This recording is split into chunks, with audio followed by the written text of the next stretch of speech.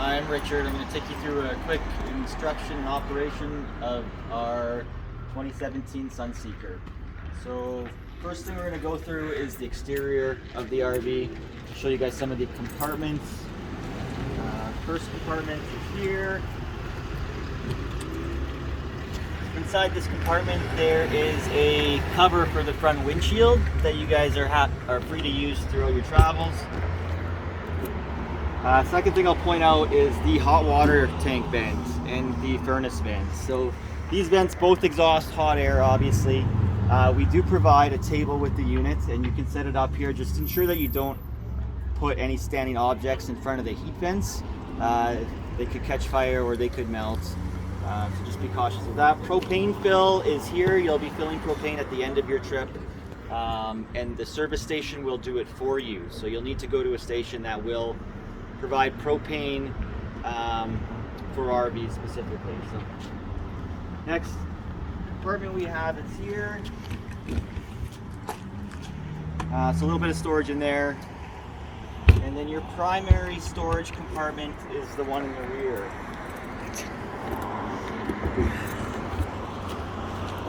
This storage compartment is a full pass-through.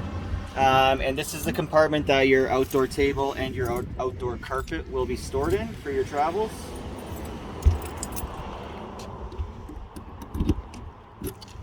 And moving on to the back.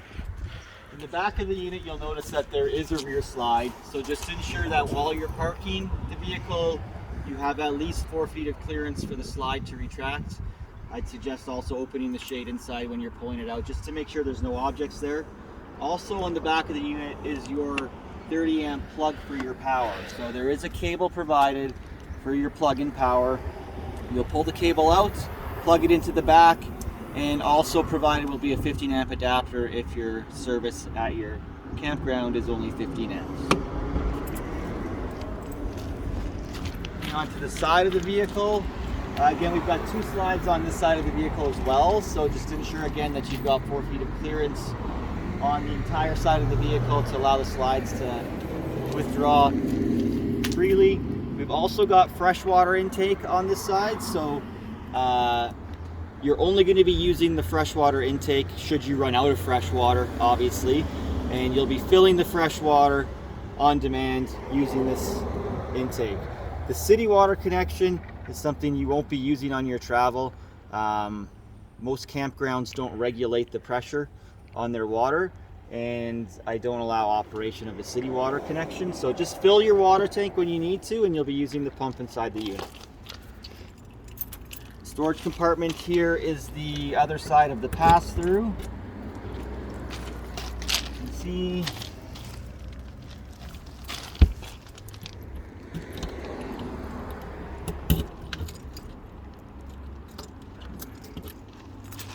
okay, in here we've got our sewer connection. So at the end of your trip, or possibly during your trip if needed, you will have to drain the septic tanks. So in doing so, you'll be removing the hose.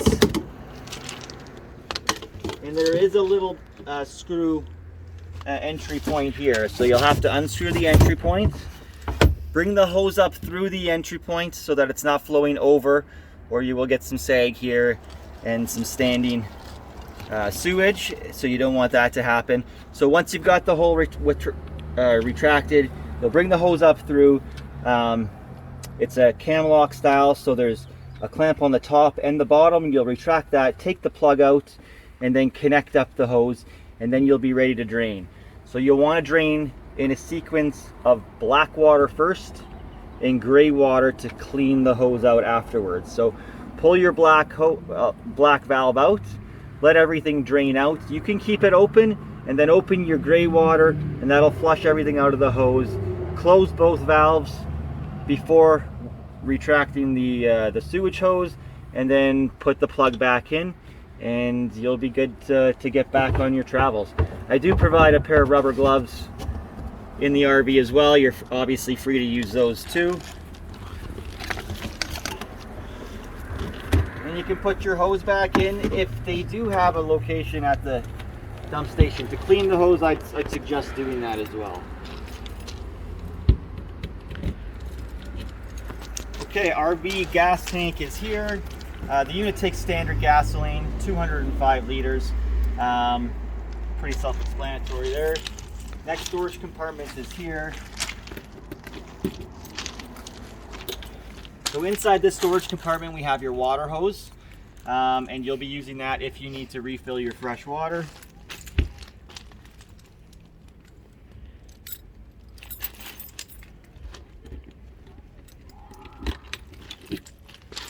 Okay, and in this compartment we have your power cable. So this is the end that will plug into the RV, and then the other end has the 15 amp adapter on it now.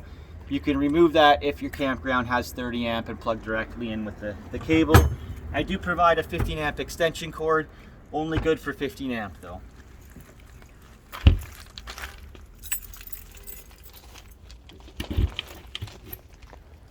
Okay, in this compartment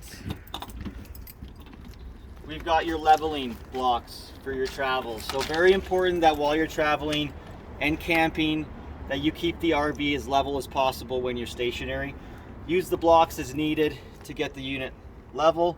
It requires to be leveled primarily for your fridge operation. The fridge is gravity fed, and if it's not level, the ammonia won't flow freely through it. In here we've got your generator. It's on board, and there is a switch inside the unit, so you won't need to access this compartment at all.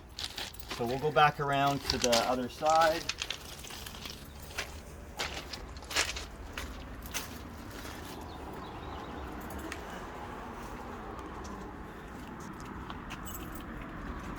The entry door requires 2 keys. The large fat one is for the top lock. Small black one is for the handle.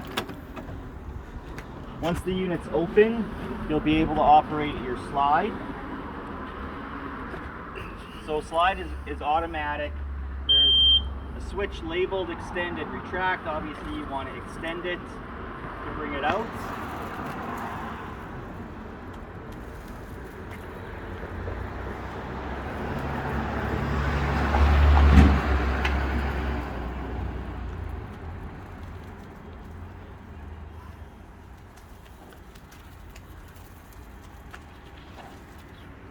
Okay, once the awning is extended, it's really important that you ensure the awning is not 100% level. And to do that, it's very simple with this awning. You're just going to pull one end down. You're going to ensure it's not level so that water can flow off effectively. If you keep it level and water pools on it, it will damage the awning, and we definitely don't want that to happen on your travels. So very important that when you do retract it, that you bring these back to parallel as well.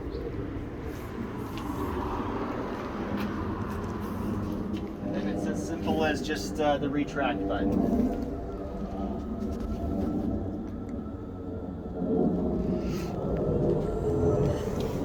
There are light switches out here as well for your exterior lighting.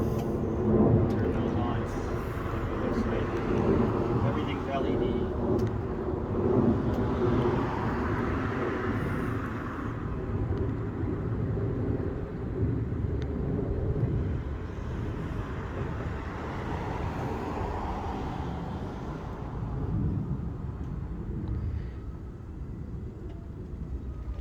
Okay, fully retracted. So we'll bring you inside the RV and we'll go through operation inside quickly. Okay, so inside the RV, all the slides are retracted right now. So first thing I'll do is extend the main dining slide. So there is a switch on the control panel, labeled in out. It's just going to be the out switch.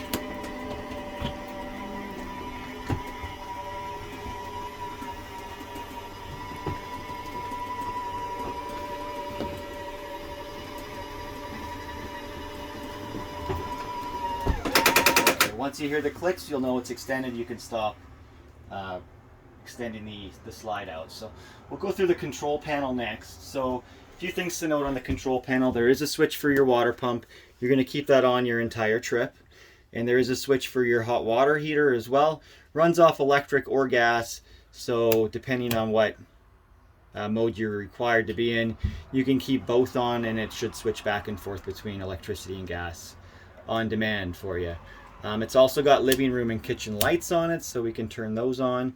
And it's also got a gauge for all of your propane, freshwater, black and gray tanks as well. So right now the liquid propane gas is full, freshwater is close to full, black is empty, and gray is empty. Also on the control panel is a voltmeter to show you how charged your batteries are, and a little bit of a guide as to what the battery level should be at. Next thing on it is also the generator start. So we'll start the generator very simply. You need to prime the generator first, so you'll hold it down in the lower position for about 3 to 5 seconds, and then you can switch it to the start position to turn the generator on. Once the generator turns on, which it is now, it's going to take about 30 seconds, I would say, for the power to initiate in the RV. You'll notice it turns on when the microwave engages. Also, the air conditioner operates off 120 volts, and the coffee maker that's provided in the unit will operate off 120 volts as well. So those are your primary 120 volt appliances. If you don't have plugged in power at your campground, you will need to run the generator to operate those effectively. So we'll go ahead and turn that off at this point, very simply just to the stop position, and it will shut down quickly and easily. So the thermostat is here next. So currently it's off, so if we want to switch modes, you just hit the mode button. Very important that you keep the fan mode in automatic all the time, otherwise the fan will run continuously for the air conditioner unit, and you're going to really wonder why. So keep it in automatic, and it will automatically engage for AC and for heat, whichever one it's being called for. So to switch through to air conditioning now, and then to heat mode now, and then you can pick your temperature settings. So we'll turn it back off at this point, but pretty easy to operate as well. So we'll move on to the fridge operation. So again, very important that the RV is level when you're camping to operate the fridge. But while you're driving, you can keep the fridge on, because there's going to be sufficient ups and downs to keep the gases flowing effectively through the fridge. So you're going to switch it to the on position, keep it in auto. That way while you're driving, it'll be running off of propane gas, and then when you're stationary and plugged into power, it will automatically switch to electric as well. Takes about 5 hours, I would say, to start cooling down, so start this as soon as you can before you put food in it, and by the time you get to your camping location, it will likely be cold. So turn that back off, and we'll move to the back and cover the slides here. Okay, so there is an order of operation for the slides. So we do have a wardrobe slide back here, and we have your bedding slide. So we're going to want to extend the wardrobe slide first. The reason for that is so none of the drawers or anything were to get caught on the other slide going out. So we're going to go to the out position.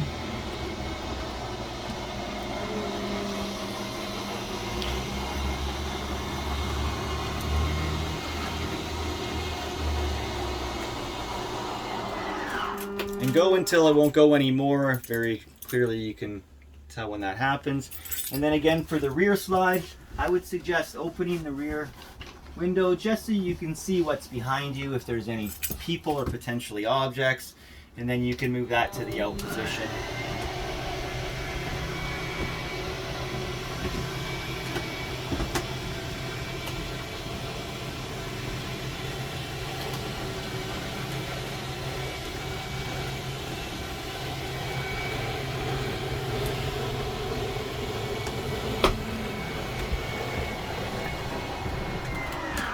Okay, so obviously once open, they give you a lot more room back here for living space.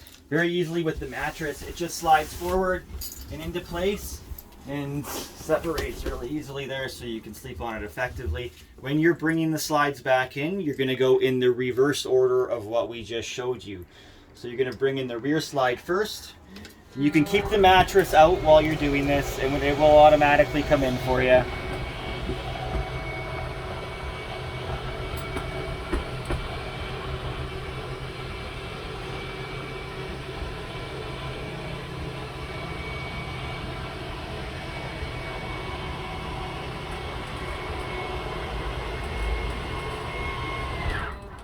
Okay, and we'll do the wardrobe slide next.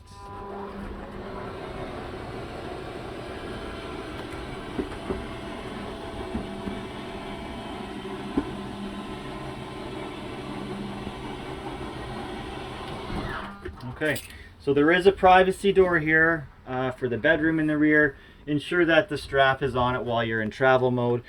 And there is also a privacy curtain here as well if you want to close it here and have access to the bathroom at the same time. So we'll open this door for you and show you inside. In here we've got your shower, fairly self-explanatory, and your toilet. So toilet operation is with the handle. So a slight pull will fill the bowl, and a pull all the way will empty it. So very important that you read the sign. RV toilet paper only. We'll be providing toilet paper with the rental for you. So no need to worry about that. Do not bring toilet paper from home.